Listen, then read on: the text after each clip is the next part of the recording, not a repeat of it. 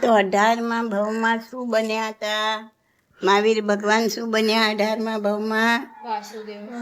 વાસુદેવ. સરસ. નામ યાદ છે? અરે વાહ, ત્રિપૃષ્ઠ વાસુદેવ. અને એમાં કેવા કેવા ભયંકર પાપ કર્યા એ જાણે ને તમે? હા, એક તો સૌથી મોટું ભયંકર પાપ કાનમાં શિશુ રેડ્યું સૈયા પાલકના. પત્ની સાથે અબોલા, હા, રાણી સાથે અબોલા લીધા. અને એ થઈ ગયું. હા, વિશાખાનંદીને એને નિયાણું કર્યું હતું ને આગલા ભાવમાં કે હું આને મારનારો બનું. હા, હવે તમે જ્યારે નિયાણું કર્યું, તમે મીન્સ મહાવીર ભગવાનને અત્યારે જ્યારે હા તો પોતે વિશ્વભૂતિ મહાત્મા હતા ને ત્યારે, અને આ હતો રાજા ત્યારનો, એનો કઝિન ભાઈ.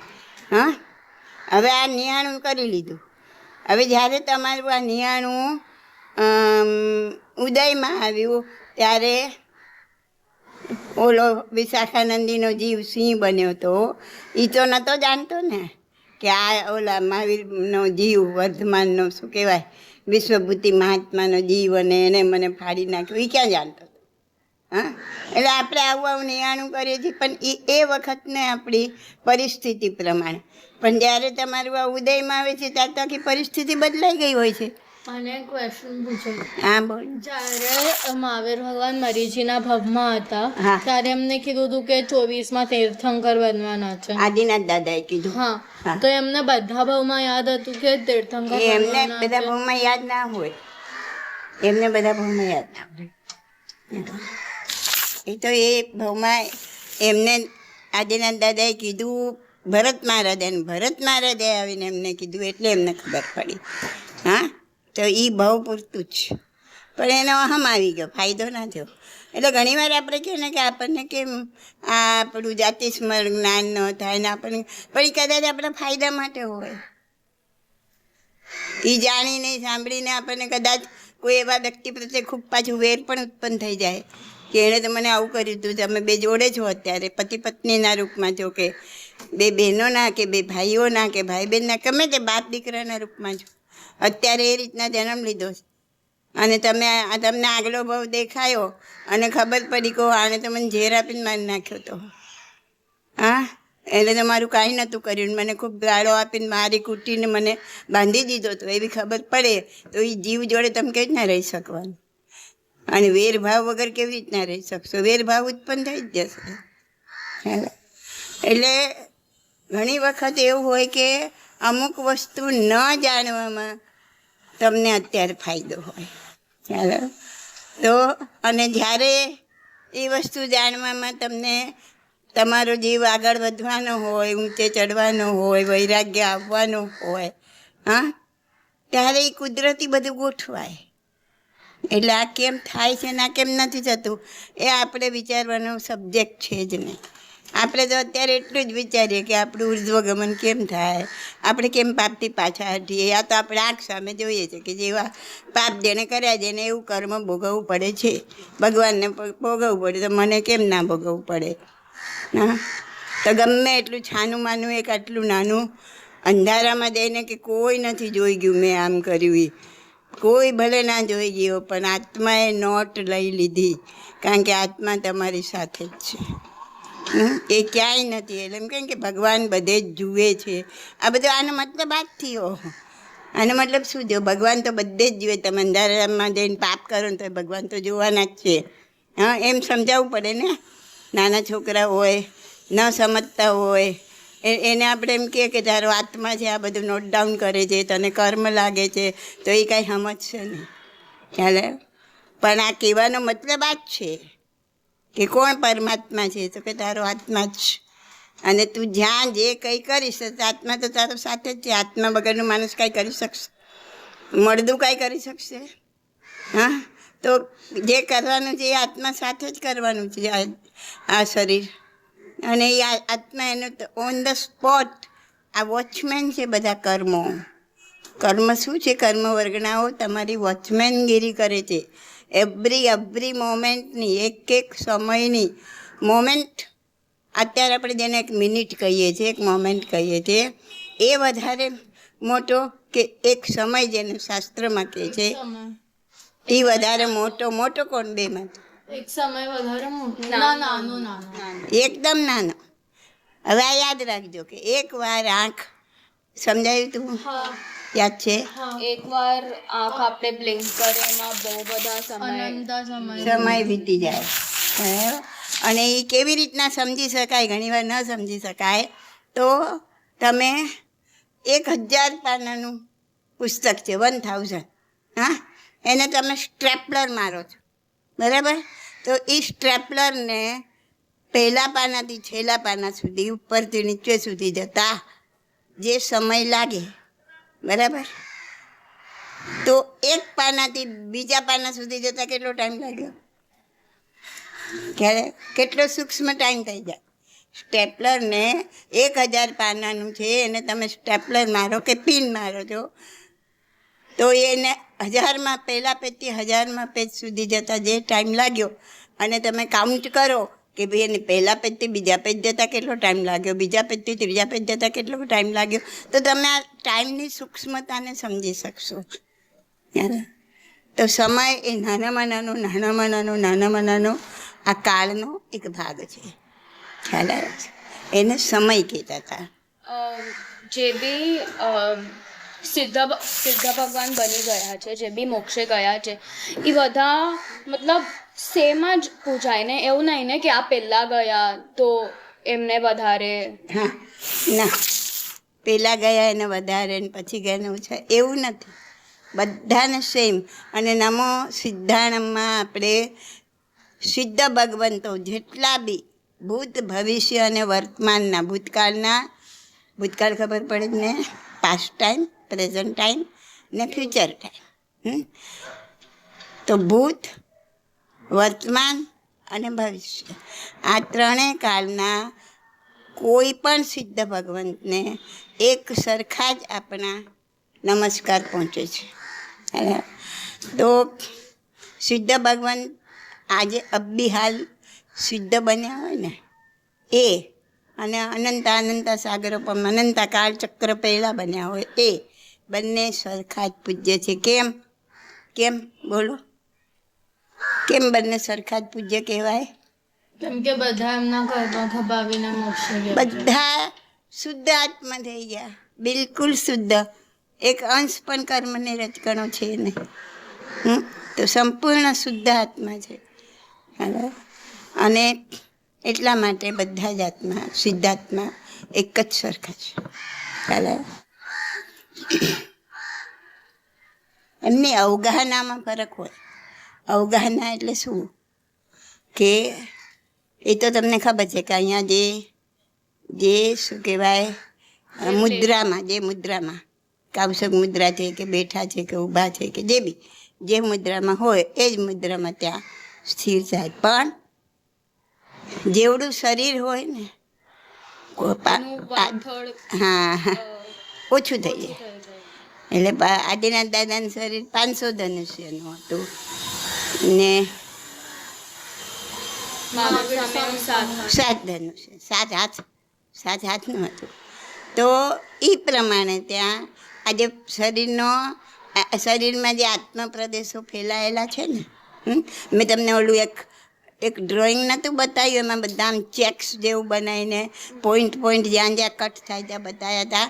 હા, યાદ છે ને? તો જોઈ લેજો પાછો, મારા મોબાઈલમાં છે.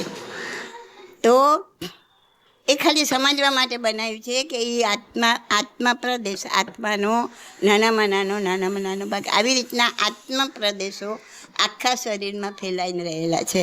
અને જેવા કર્મના રજકણો ખેંચે છે ને, હા, એ આત્મા પ્રદેશની આજુબાજુ જમા થઈ જાય છે. તો જ્યારે પૂરેપૂરા કર્મના રજકણો નીકળી ગયા એટલે એ ભાગ પોલાણ થઈ ગયો. એટલે બધા આત્મા પ્રદેશો એકબીજાને ઘન ભાગ થઈ ગયો, અને ઓલો પોલો ભાગ ઓછો થઈ ગયો. બાકી આકાર, મુદ્રા સેમ ટુ સેમ રહેશે. પોલો ભાગ એટલે જ્યાં કાંઈ નથી, એટલે જે હતું એની ખાલી ભાગ.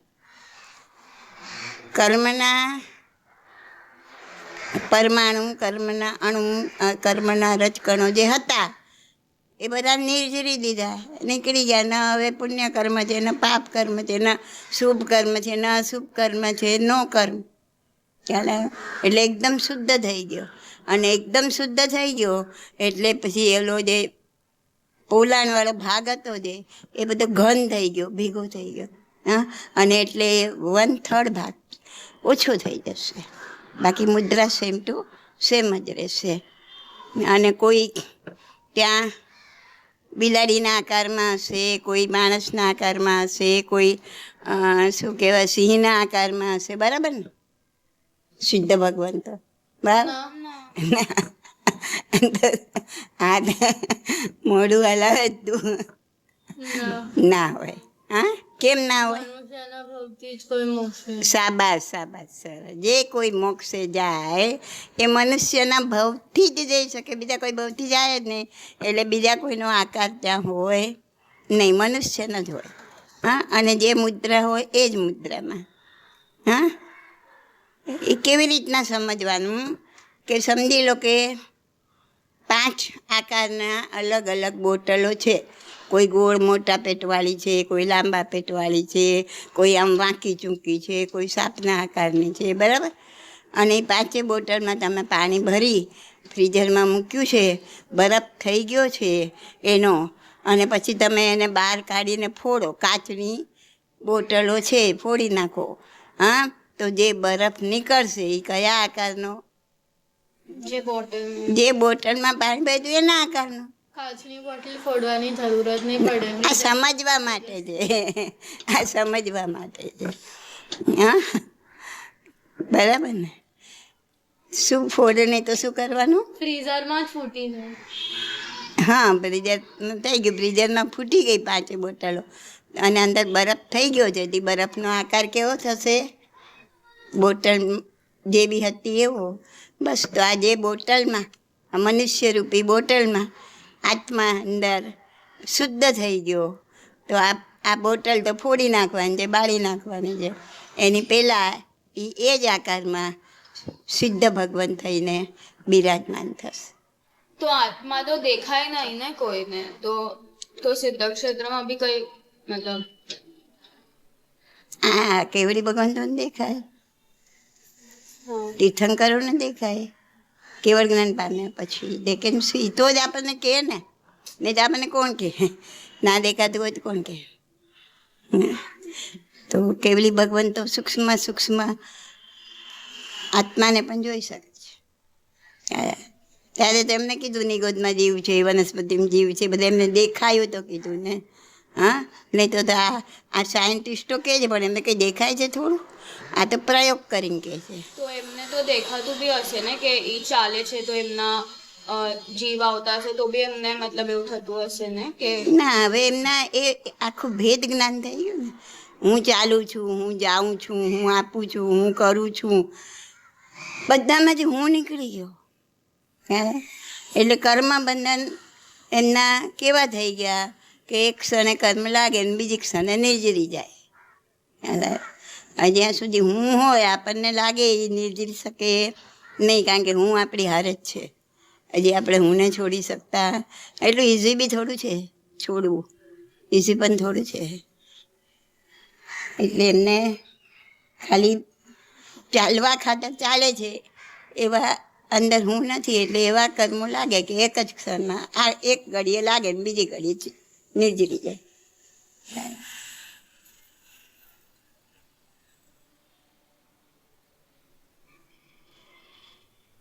એટલે તો છેલ્લે આપણે શ્વાસ પણ રોકી દે. આપણે બોલીએ ને અ ઈ ઉ રૂ લુ, એટલું બોલતા કેટલો ટાઈમ લાગે? એટલો ટાઈમ શ્વાસ પણ રોકી દે, એટલે એ કર્મથી પણ મુક્ત થઈ જાય. હા,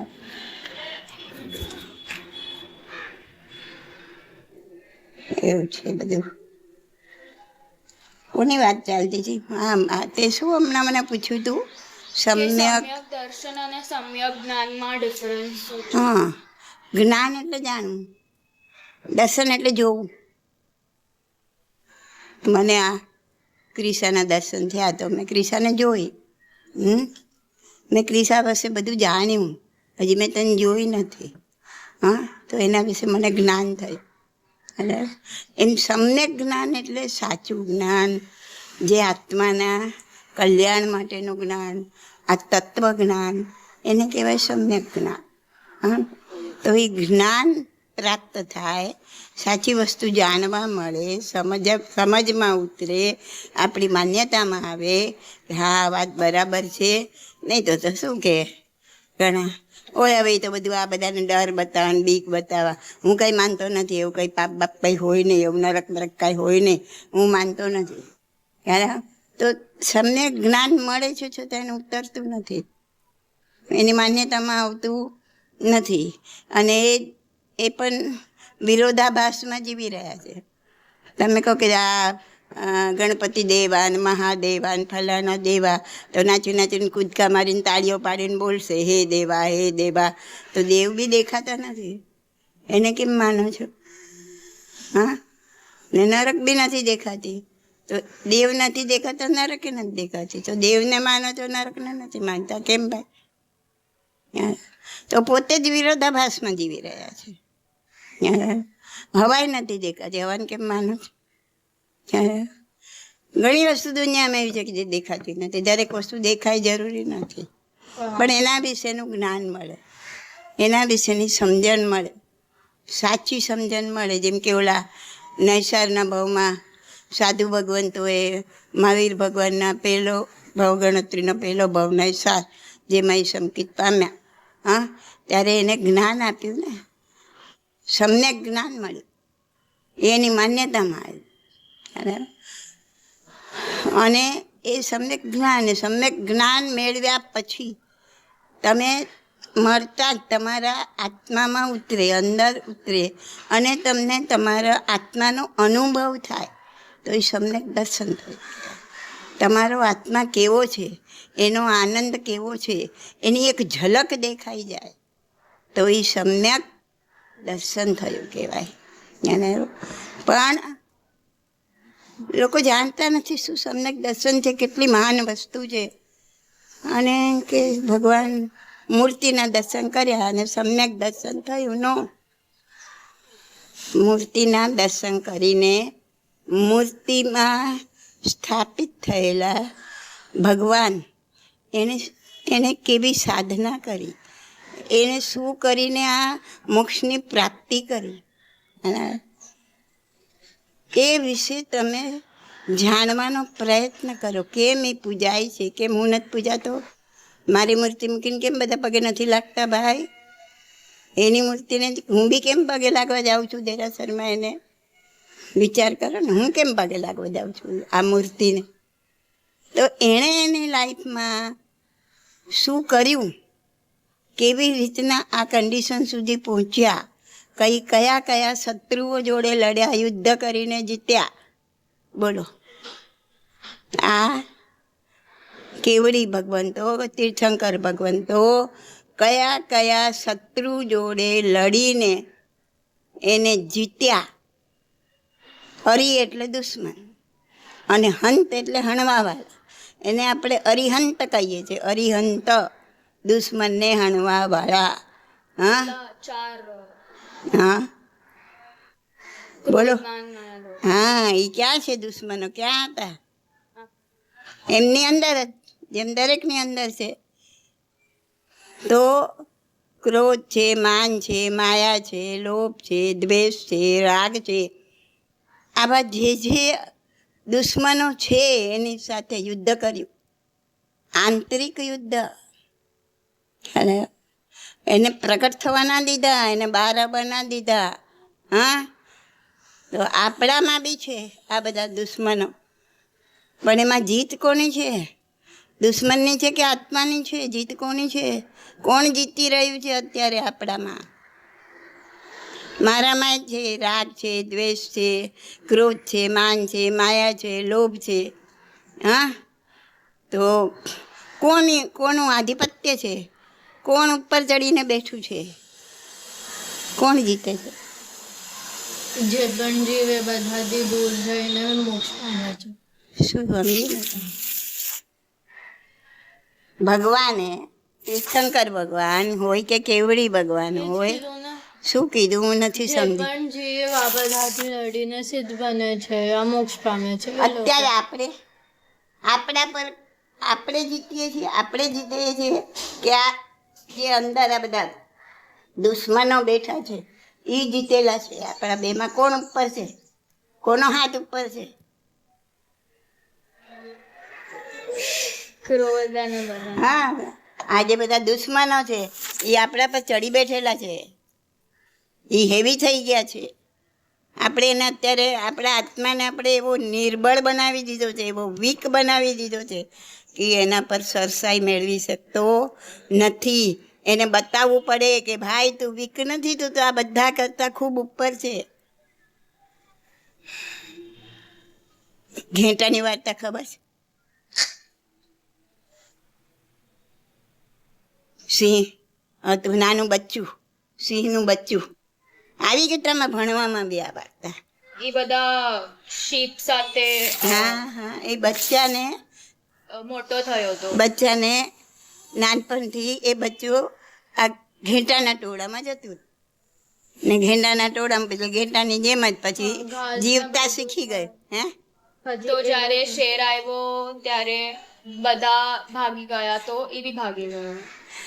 હા તો એ એવી રીતના જીવતા શીખી ગયું એની જેમ જ. અને ઘેટા કેવા હોય? ગભરું. હા, જરાક કોઈ કાંઈ કરે તો ફટ ભાગવા માંડે. અને સિંહથી તો ડરે જ ને, સિંહ તો ખાઈ જાય એને. ઘેટા બકરાને સિંહ ખાઈ જાય ફાડીને. તો એ લોકોની જોડે જ રહેતું હતું ને એ લોકોની જોડે જેમ એ કરતા નાનપણથી જેની જોડે રહ્યા હોય એવું એ શીખી જાય. તો એ એવું જ શીખ્યો. અને એ બી બધા સિંહ જ્યારે આવ્યો ને જોરથી ત્રાડ પાડી તો બધા ઘેટા ભાગ્યા, તો એ જોડે ભાગ્યો. અને સિંહ તો જોતો જ રહી ગયો. અરે આ તો સિંહ છે, એ કેમ મારી ત્રાડથી ભાગી રહ્યો છે? એને નવાઈ લાગી. એને કીધું, ઓલે સિંહ તો તું સિંહ છે, તું કેમ ભાગે છે? તું મારા જેવો જ છે. તો એનાથી ઓલો ભાગવા માંડ્યો, કારણ કે ઓલા બધા ઘેટા ભાગતા હતા એટલે એ ભાગવા માંડ્યો. તો કે ઊભો રહે, હું તને કાંઈ નહીં કરું, કે તું અહીં આવ, મારી જોડે આવ. પછી એકદમ શાંત પાણી હતું. હા, એમાં વમળ કાંઈ નહોતું, ઘૂમરી ચડેલી નહોતી. એને કે જો આમાં તારું મોઢું દેખાય છે. હા, એમાં મારું મોઢું બીજો, મારું મોઢું દેખાય છે, તારું મોઢું દેખાય છે, આપણા બેના મોઢા સેમ દેખાય જ તને? તો કે હા, તો તું મારા જેવો છે, તું આ ઘેટા જેવો નથી. પણ એની જોડે રહીને એવું થઈ ગયું. એમ આપણો આત્મા સિંહ જેવો છે, એનામાં એટલી હિંમત છે, એટલી શક્તિ છે, એના જેવું કોઈ નથી. એનામાં જે છે એવું કોઈ નથી. હા, પણ આ બધા જે દુશ્મનો ઉપર ચડીને બેઠા છે, હા, એને કૂટી પીટીને હાવ ઘેંટા જેવો કરી નાખે. એટલે એને એની પોતાની શક્તિનું ભાન નથી કે મારામાં આ શક્તિ છે, હું કરી શકું છું, હું આ બધા દુશ્મનો જોડે લડી શકું છું, હું એની ઉપર સરસાઈ કરી શકું છું. મારામાં અત્યંત મારો સ્વભાવ આનંદનો છે, સુખનો છે. હા, અને હું તો અત્યારે રડીને દુઃખ જ કરી રહ્યો. વાતમાં દુઃખ, વાતમાં ક્રોધ, વાતમાં માન, વાતમાં લોભ. તો એને એની શક્તિનું ભાન કરાવવાનું છે. શું વાત કરશે આપણે? સમ્યક દર્શનને તો તમારા આત્માની એક ઝલક તમને મળી જાય કે આત્મા કેવો છે. એક અંશ માત્ર એવો ઝબકારો થઈ જાય, આત્માનો અનુભવ થઈ જાય. હા, તો તમને એના દર્શન થઈ અંશ માત્ર. અને એના દર્શન થઈ ગયા અને જાણી લીધું આ કેવું છે. ઓહો, પછી તો એને મેળવવાની તાલાવેલી લાગી જાય. એને એ સંકિતની પ્રાપ્તિ થઈ જાય. સમ્યક દર્શન એટલે ને સમ્યક જ્ઞાન એટલે એના વિશેની બધી જાણકારી મળી જાય. અત્યારે તમને સમજી લો કે સમ્યક જ્ઞાન થઈ ગયું, બધી જાણકારી મળી, પણ એને મેળવવાનો, એના દર્શન કરવાનો જો પ્રયત્ન ના કરો તો બધી જાણકારી ફોક અહીંયા જ મૂકીને જવાની છે. પણ સમ્યક દર્શન થઈ ગયું સાથે આવશે. એટલે એકવાર રમી બી જાય ને જતું બી રહે તો પણ અર્ધપૂતગલ પરાવર્તન કાળ ટાઈમ લિમિટ નક્કી થઈ ગઈ, એની અંદર એ પાછું આવી જાય અને તમને મોક્ષ સુધી પહોંચાડી દે. શું કહેતી હતી? ખ્યાલ આવી ગયો? સમ્યક દર્શન, સમ્યક જ્ઞાન. એટલે દર્શન કરીને મૂર્તિના કે મને સમ્યક દર્શન થઈ ગયા ના, આ તો આ ગ્રહનો પ્રભાવ છે. જે ભસ્મ ગ્રહ આવી ગયો તો ઇન્દ્રએ કીધું કે આ ધર્મ ખોવાઈ જશે, એમ ખોવાઈ ગયો. આવ્યો સમ્યક દર્શનને મૂર્તિના દર્શનમાં સીમિત કરી નાખ્યું. આવ્યો સમ્યક જ્ઞાનને આ શાસ્ત્ર જ્ઞાનમાં સીમિત કરી નાખ્યું. પણ હકીકત આ છે. અને જે એમાં અંદર ઉતરે છે ને જે મેળવે છે એની આનંદની કોઈ સીમા. એટલે તો કીધું ને હવે એને કોઈ બાકી બધી સાંસારિક વસ્તુ, સાંસારિક વાતો બધું ફિક્કી લાગે, એને એનું કોઈ મહત્ત્વ ના લાગે. કાલે ને તો સમજાયું ઓલા કોણ ચક્રવર્તી, એ આવા 32 કોળિયા આવા ભોજન કરે છે, રત્નોની ભસ્મ જેમાં નાખેલી છે. 96 પાયદળ પણ પચાવી ના શકે એવા એક કોળીઓ, પણ છતાંય કહે છે કે એ જમતો નથી, કારણ કે એમાં કોઈ રસ નથી. એને રસ હવે શેમાં છે? આત્મામાં. એ આત્માના આનંદના ભોજન કરે છે. પછી આ બધા ભોજન એમાં કોઈ રસ રહે નહીં. એટલે એના કર્મો એને ચોંટે નહીં, એને યુદ્ધ કરવામાં રસ નથી, એને ખંડ જીતવામાં રસ નથી. એ બધું એ આગળ જન્મમાં નાખીને આવ્યો છે, એ ભોગવે છે, પણ અંદર રસ નથી રહેતો. એટલે નવા કર્મ બંધાતા નથી. તો જ એ જ ભાવમાં મોક્ષ જાય ને. એ જ ભાવમાં મોક્ષ ક્યારે જાય? મને એક ક્વેશ્ચન છે. હા બોલો. તો ચક્રવર્તી છે તો એ લોકોને એ જ ભાવમાં મોક્ષ થાય ને? હા, બધા ચક્રવર્તી બધા ચક્રવર્તીને દીક્ષા લઈને આયુષ્યનો બંધ પડ્યા પહેલા દીક્ષા લે તો દીક્ષા થાય. લઈને પછી એ લોકોને કેવળ જ્ઞાન થાય. હા, જે મોક્ષ જાય કેવળ જ્ઞાન થાય. કેવળ જ્ઞાન વગર તો કોઈ મોક્ષ જાય નહીં ને.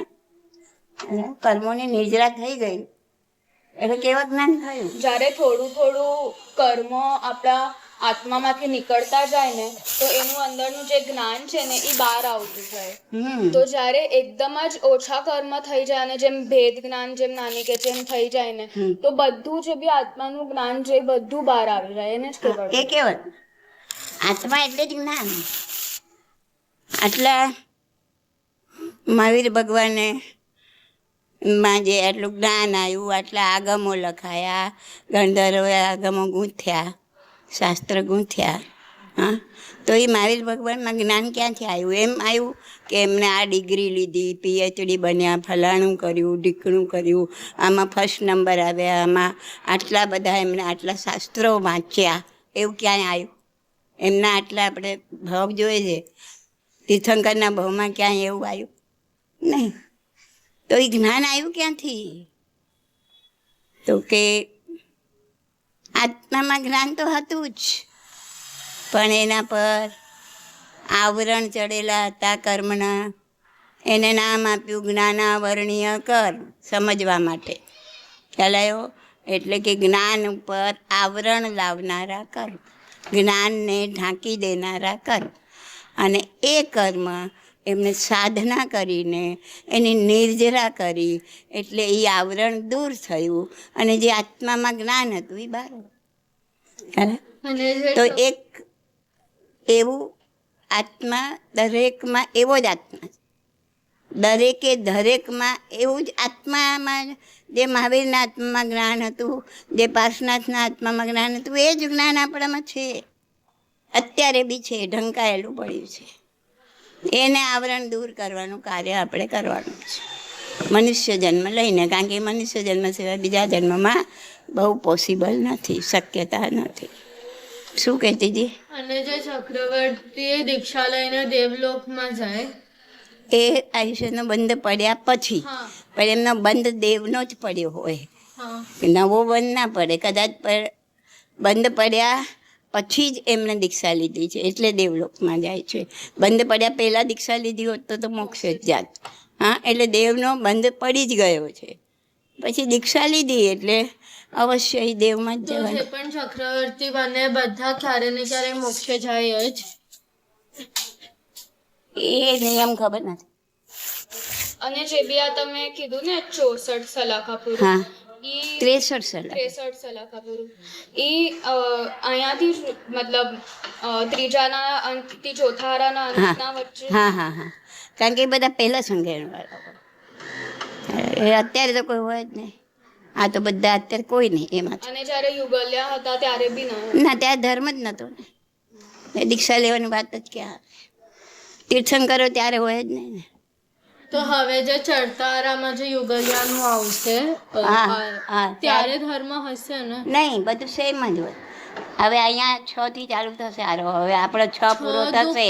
પછી ત્યાં 1 2 3 એ આ 6 જેવો એક આવશે. ઊંધું બધું ગણવા. હા, એટલે એમનો જે 6થો આરો આવશે એ અહીંનો પહેલો હતો એવો યુગલિયાનો. 4 કરોડા કરોડી સાગરો. ત્યાં જે 5મો આરો હશે એ પણ યુગલિયાનો જ હશે ને? હા, તો અહીંયા પહેલો અને બીજો. અહીંયા 5મા આરામાં ઓલું છે ને ધર્મ, તો ત્યાં પણ 5મા આરામાં ધર્મ હશે ને થોડો? નહીં, અહીંનો જે બીજો હતો ને એવો ત્યાંનો 5મો. 6થા જેવો પહેલો, પહેલા જેવો 6થો, બીજા જેવો 5મો. ત્યાંનો 5મો એટલે કેવો કયો? આપણે 6થાની પહેલા 5મો ને એટલે બીજો. પહેલો ને એને બીજો. ના, હું શું કહેતી હતી કે ત્રીજા આરાના અંતમાં બધા તીર્થંકર થશે ચોથા આરા સુધી. હા, ત્રીજા આરાના અંતથી ચોથા આરાના અંત સુધી. ત્યારે અહીંયા ત્રીજા આરાના સ્ટાર્ટિંગ થી ચોથા આરાના સ્ટાર્ટિંગ સુધી, પછી આખો ચોથો આરો એટલામાં ધર્મ હશે. પછી ઊંધું થઈ જશે, ઉલટું સમજી? ઉલટું થઈ. ત્રીજા આરાનો સ્ટાર્ટ, કેમ કે મહાવીર સ્વામી ભગવાન એકદમ તમને ડ્રો કરીને જોશો ને તો આઈડિયા આવી જાય. મહાવીર સ્વામી ભગવાન એકદમ ચોથા આરાના એન્ડમાં ગયા, તો અહીંયા ત્રીજા આરાના સ્ટાર્ટિંગમાં થશે. હા,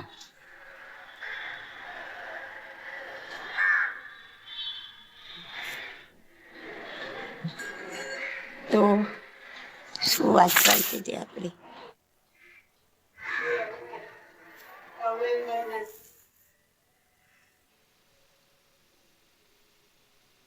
હા, તો 18મો ભાવ ભગવાનનો.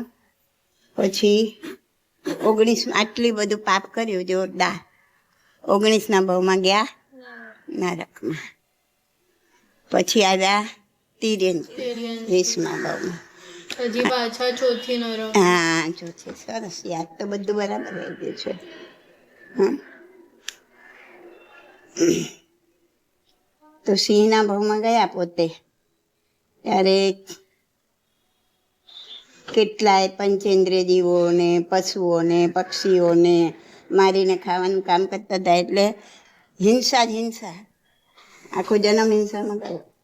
આખી જિંદગી કેટલી મોટી સંખ્યામાં પંચેન્દ્રિય જીવોને માર્યા હશે. કેટલી હિંસાનું પાપ એમને લાગે માથે લીધું હશે. તો આને પાપાનુબંધી પાપ કહેવાય, મતલબ એના વજહથી એમને આવું થયું. અનુબંધ તો પાપનો 99% ના પડે, કેમ કે એને હવે એને એ બી પંચેન્દ્રિય જીવ છે, મનવાળો છે, એટલે એ વખતે કંઈ ભાવ એવા હોય અનુબંધ. બાકી તો એનો ધર્મ છે કે ભૂખ લાગે તો ખાવું, ને ખાવા માટે એ લોકોને માંસાહાર જ છે, એટલે મારે એનો પાપ લાગે. અને અનુબંધ તો હવે ખાલી કોઈ જન્મની વેરવૃત્તિથી મારે ભૂખ ના લાગી હોય, ખાવું ના હોય. હા, ઘણાને પોતાનું ઓલું સિંહોમાં પણ એવું હોય, પોતાનું માન બતાવવું હોય, હું મોટો છું. સિંહમાં પણ એવું હોય. તો એવા બધા જે ભાવ સાથે મારે તો એનો પાછો અનુબંધ ખોટો પડે. પંચેન્દ્ર જીવ છે, મન છે, એટલે ભાવ તો ફરતા રહેવાના જ છે.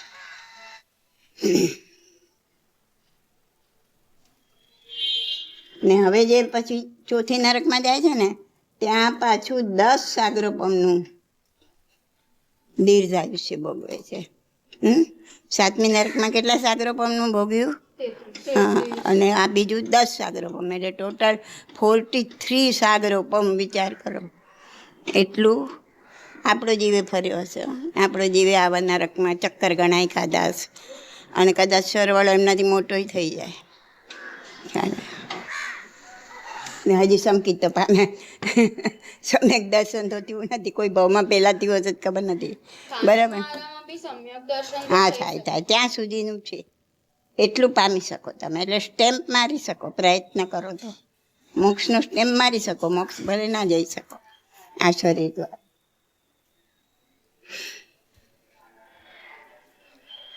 નાની બધા આરામાં અલગ અલગ શરીર કેમ હોય? શું બધા આરામાં શરીર કેમ અલગ અલગ હોય? આ ભૌતિક બધું બદલાતું રહે ને. હવે પહેલાં આરામાં પોલ્યુશન નથી.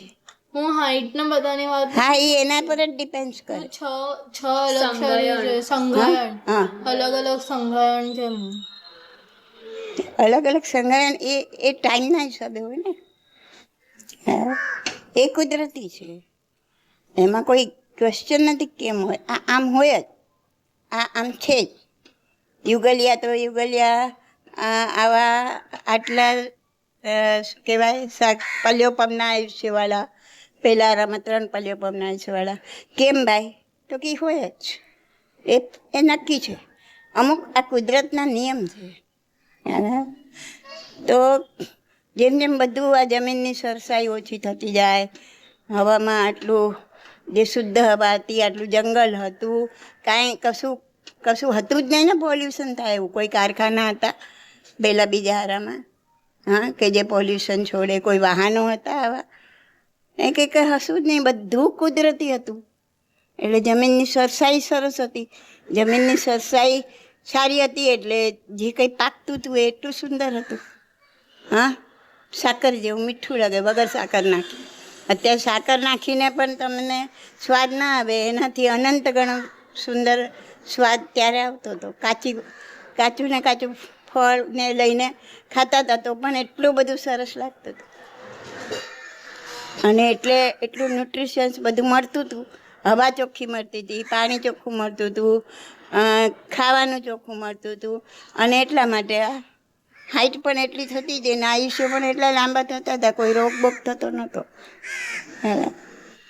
છેલ્લે ખાલી ખાંસી આવે કે બગાસું આવે ને મરી જાય યુગલિયા. તે ડિપેન્ડ્સ આ બધા એટમોસ્ફિયર. એટલે તો કે આ વૈજ્ઞાનિકોએ રાડો પાડીને કહે છે એટમોસ્ફિયરને બચાવો, એટમોસ્ફિયરને બચાવો, પણ ક્યાં કોઈને સંભળાય છે? આવું કાંઈક કુદરતી કાંઈક થાય, ધક્કો લાગે, આ કોરોનાનો ધક્કો લાગ્યો એવો કોઈ ધક્કો લાગે ત્યારે થોડોક માણસ સીધો થાય અને પછી પાછો હતો એવો ને એવું થઈ જાય. એટલે પાછું કોઈ કુદરતી આપત્તિ આવે ને પાછું થોડુંક બેલેન્સ થાય. કેટલી હદ સુધી માણસ નીચે ઉતરી ગયો હતો. રોજ બહારનું ખાવું, ગમે એવું ખાવું, માંસાહાર મિશ્રિત ખાવું, કેટલા પાપો કરવા. આ બધું જ્યારે આઉટ ઓફ લિમિટ થયું ત્યારે કંઈક આવો કુદરત એને કંટ્રોલ લે.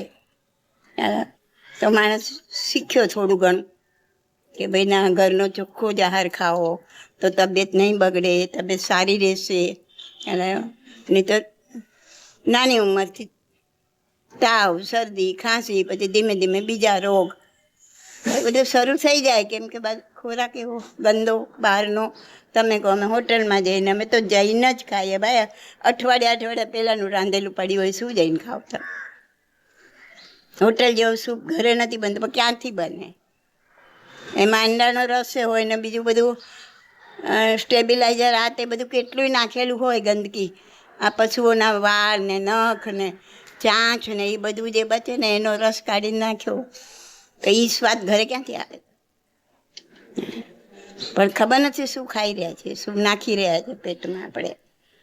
તો પેટની બી પછી આ બધું બેર કરવાની અમુક લિમિટ હોય ને.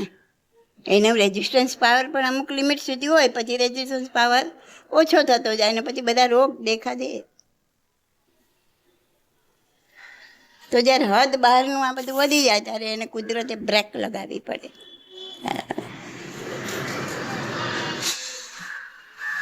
જીવતા કે ને છોકરું ના માને તો સામ દામ દંડ ને ભેદ મા બાપને છૂટ આપી છે કે તમે એને સમજાવીને કરો, ના માને તો એને દંડ આપો એટલે પનિશમેન્ટ આપીને કરો. હજી ના માને તો ભેદ એટલે પોલિટિક્સથી સમજાવો, એની સાથે એ રીતના કરો. પણ એને સીધું કરવું, એને લાઈન પર લાવવું એ મા બાપની ફરજ છે. ખ્યાલ આવ્યો? તો માણસો જ્યારે આઉટલાઇનના થઈ ગયા આ રીતના, તો કુદરત બી એને સામ દામ દંડ અને ભેદથી એને લાઈન પર લાવવાનો પ્રયત્ન કરે છે.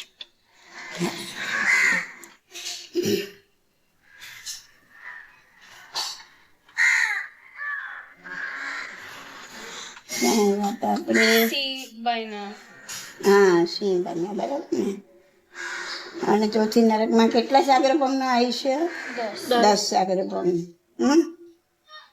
આ જીવ હોય ને જે આ નરકમાં ગયેલા, અને માત્ર દુઃખ વેદના આ બધું સજા એમને, એ સજા ભોગવતા ભોગવતા આ સમય પસાર કરે.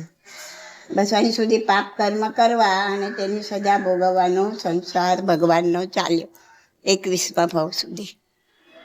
પાપ કર્મ કરવાની સજા ભોગવવી, પાપ કર્મ કરવાની સજા ભોગવવી. પછીના ભાવમાં માનવીનો જીવ એવા કોઈ પાપો કરવામાં નથી ફસાતો ને એવી કોઈ સજા ભોગવવામાં પણ નથી ફસાતો. 22-23 ભાવમાં મનુષ્ય બની રાજપાટ વૈભવનો ત્યાગ કરી ચારિત્ર ગ્રહણ કર્યું અને કર્મક્ષયની સાધના શરૂ કરી. હવે આત્મા ઊંચો ચડતો જાય છે. તો 22 ને 23નો ભાવ મનુષ્યનો, અને રાજા બન્યા, અને પછી વૈરાગ્ય આવ્યું, ચારિત્ર ગ્રહણ કર્યું અને કર્મક્ષયની સાધના શરૂ કરી, એટલે કે ધ્યાન. પછી 24મા ભાવે દેવલોક, ઉપર ચડતા જાય છે. હવે 25ના ભાવમાં નંદન રાજર્ષિ બન્યા. 25 લાખ વર્ષનું આયુષ્ય, વિચાર કરો. 25 લાખ વર્ષ કોને કહેવાય? હા, એટલું લાંબુ આયુષ્ય. શું નામ હતું રાજાનું? નંદન રાજર્ષિ બને. અને 25 લાખ વર્ષના આયુષ્યમાં 24 લાખ વર્ષ એ સંસારમાં રહ્યા, ગૃહસ્થાશ્રમમાં વિતાવ્યા. એ પછી રાજપાટનો ત્યાગ કર્યો અને 1 લાખ વર્ષ સુંદર ચારિત્ર પાળી બહુ ઉત્તમ સાધના કરી. 25મો ભાવ ના એટલે છેલ્લેથી ત્રીજો તીર્થંકર નામકર્મ નિકાચિત કરવાનો ભાવ. એને બધા જીવોની કલ્યાણની ભાવ દયા ચિંતવી, કે દરેક જીવનું કલ્યાણ થાવ. એટલે આગલા ત્રીજા ભાવમાં દરેક તીર્થંકર વિસ્થાનક તપની આરાધના કરે અને સવી જીવ કરું શાસન રસી. સવી એટલે બધા, જીવ એટલે જીવોને હું જીવોને શાસનમાં રસ લેતા કરું. એવી ભાવના ભાવતા નથી, એવી ભાવના અંદરથી ઉત્પન્ન થાય છે. ભાવના ભાવવી અને ભાવના અંતરમાંથી ઉત્પન્ન થવી, એમાં આસમાન જમીનનો ફરક છે. અત્યારે તમને અમે કહીએ કે ગુરુ મહારાજ કે તમે ભાવના ભાવો, સવી જીવ કરું શાસન રસી, સવી જીવ કરું શાસન રસી. અરે ભાઈ, પહેલાં તું તો શાસન રસી બન. મારે તને 50 રૂપિયા આપવા છે તો મારી પાસે 100ની નોટ ખિસ્સામાં હશે તો તને 50 આપીશ ને. કેવી રીતના આપીશું? મારી પાસે નહીં હોય તો તને કેવી રીતના આપીશ? તો પહેલાં તું તો કમા, તું તો સાધના કરીને શાસન રસી બન. કેમ 25મા ભાવે જ આગલા ત્રીજા ભાવે જ આ ભાવના ભાવે? કેમ પહેલાં આગળના ભાવમાં આ ભાવના નથી હોતી? કેમ કે પોતે જ નથી પામ્યા. પોતે જ નથી પામ્યા. પોતે જ્યારે પામે છે, જ્યારે પોતાને સમ્યક દર્શન થાય છે ને પોતે જ્યારે આત્માનો આનંદ પામે છે, પોતે એની સાધનામાં આગળ વધે છે, ત્યારે એને એમ થાય છે કે આનંદ બધાને મળે, દરેક જીવ આ આનંદને ભોગવે. અહીં તો આપણું જ ઠેકાણું નથી. આપણને જ હજી એમ થાય છે કે આ મોક્ષ જવું જોઈએ કે ના જવું જોઈએ. ત્યાં તો આપણે સ્ટક થઈ જશું. ત્યાં નાચવાનું નથી, ગાવાનું નથી, ખાવાનું નથી, પીવાનું નથી, ઈચ્છા કરીને શું જવાનું? અરે હજી જ્યારે તારું જ ઠેકાણું નથી તને કોઈ તાલાવેલી લાગી, નથી તને કોઈ વૈરાગ્ય આવ્યો, નથી ત્યાં જવાનું તારું અંતર નથી થતું, તો તું શું બીજા માટે ભાવના ભાવીશ કે તમે બધા મોક્ષે જાઓ? એટલે ભાવના ભાવવી અને ભાવના અંદરથી ઉત્પન્ન થવી, આસમાન જમીનનો ફરક છે. ખ્યાલ આવે છે? હું કહું છું સમજમાં આવે છે ને? સારું છે તમને આ બધી ઊંચી વાતો બી સમજાય છે, મોટા મોટા નથી સમજાતી. એવો ક્ષયો પસંદ જ્ઞાનનો. કોઈ જીવને હીન હલકો નહીં માનવાનો. આજે જે તમને હીન હલકો લાગે છે કાલે બહુ ઊંચા પાયરે ચડી ગયો હોય ને તમે આજે બહુ આપણી જાતને બહુ ઊંચા માનતા હોય ને કાલે ક્યાંય પટકાઈ ગયા હોય. Nothing is sure.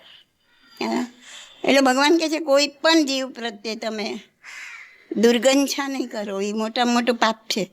ગમે એવો જીવ હોય. આ રક્તપિત્તીઓ છે ને ચારે બાજુથી એને લોહીને રસ્સી નીકળી રહી છે ને એને જોઈને છી આવો આવી દુર્ગંછા કરો ને બહુ પાપ લાગે. આત્મા તો એનો પણ ઈચ્છે છે તમારો છે, એ તો કોઈ જન્મના કરેલા પાપ ઉદયમાં આવે છે ને ભોગવી રહે છે. તો તમે એને છી ગંદો આવો આ તેવો એવું ના કહી શકો, એને દુર્ગંછા ના કરી શકો. કાલે એ રક્તપિત્તીઓ જ ઉપર ચડીને સાધુ મહારાજ બનીને આવશે ત્યારે તમે એને પગે લાગશો, બોલાવશો, આવો સાહેબજી પધારો, કંઈક તો લાભ આપો. હા, અને તમને દેખાય કે હો આ તો આ જેલો ગયા જન્મનો રક્તપિત્તીઓ હતો તો. એટલે દુર્ગંછા નહીં કરો કોઈ જીવ.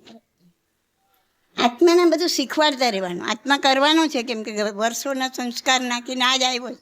જે સંસ્કાર નાખીને આવે જે ઉદયમાં આવશે પણ ત્યાં તે તો અરે આમે ખોટું કરે, આવું ન કરવું જોઈએ. તો પછી એ સંસ્કાર ફરી નહીં આવે. એમ કરતાં કરતાં એ સંસ્કાર ખતમ થશે. તો જેમ તે કીધું ને કે બધું જ્ઞાન ક્યાં કૃષ્ણે કીધું ને જ્ઞાન આત્મામાં જ પડેલું છે. તો તમને એક લાલટેનનું ઉદાહરણ આપું કે આ લાલટેન છે એની અંદર જે દીવો જલે છે એ આત્મા છે.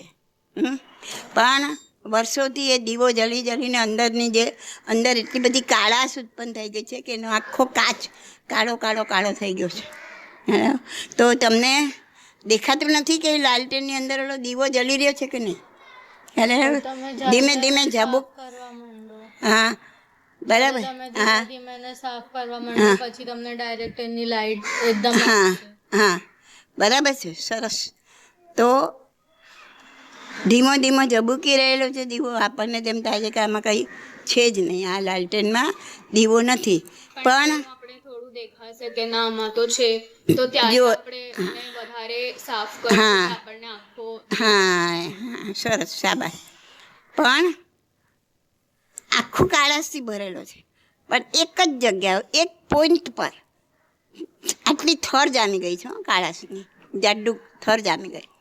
એ ધીમે ધીમે એક જ જગ્યાએથી એક જ પોઈન્ટ પરથી જો એન્ડ સુધી કાચ સુધી એ થરને દૂર કરવામાં આવે, ભલે આટલો જ નાનો ભાગ છે, આખું બધું કાચ પર હજી કાળાશ બધી એમને એમ જ છે, પણ એક જ પ્લેસ પરથી એને જો દૂર કરવામાં આવે આટલા નાના ગોળ પોઈન્ટ પરથી, હા, અને જો એન્ડ સુધી એ સાફ થઈ ગયું એટલો પોઈન્ટ, તો તરત ખબર પડશે કે ઓહો આ તો આવો સરસ દીવો અંદર જલી રહ્યો છે.